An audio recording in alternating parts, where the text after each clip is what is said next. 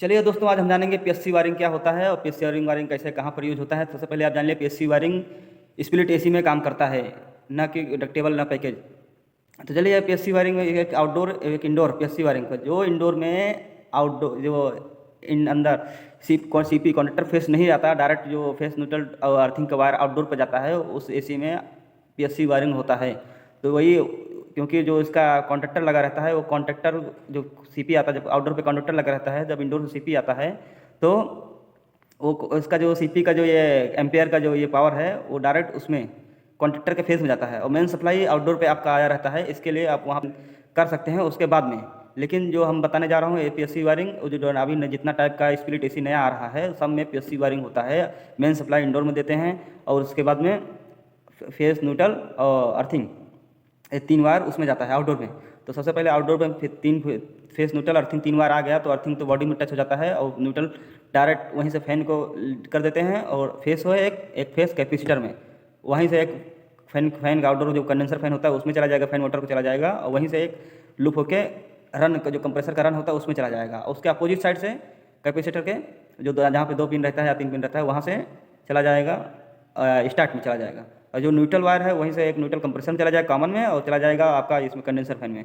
ये एकदम सिंपल जो सादा स्प्लिट एसी होता है उसमें चलेगा। इन्वर्टर एसी का अलग प्रोसेस, उसमें बहुत पीसीबी बोर्ड आता है।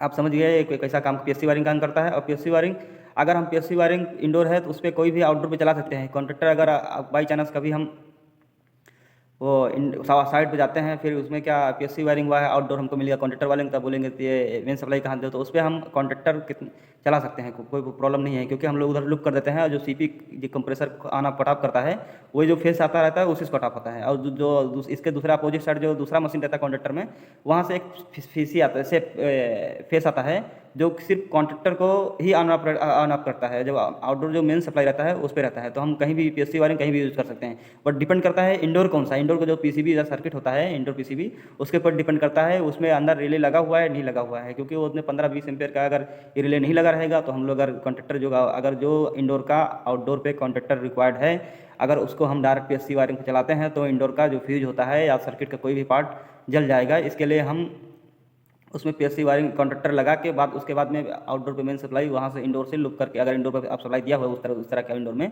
तो वहाँ से लुप करके पहले आउटडोर पे लेके आएंगे, आउटडोर से फिर लुप करके वहाँ यहाँ ले जाएंगे। तो हम वो लोग तो आउटडोर पर नहीं लेके आते हैं, बट उधर से एक फेस लिप कर देते हैं, न्यूट्रल तो डायरेक्ट सेम ही रहता है, उसका कुछ प्रॉब्लम नहीं है।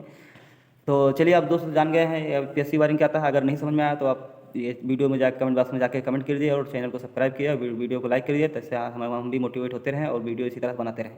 Thank you.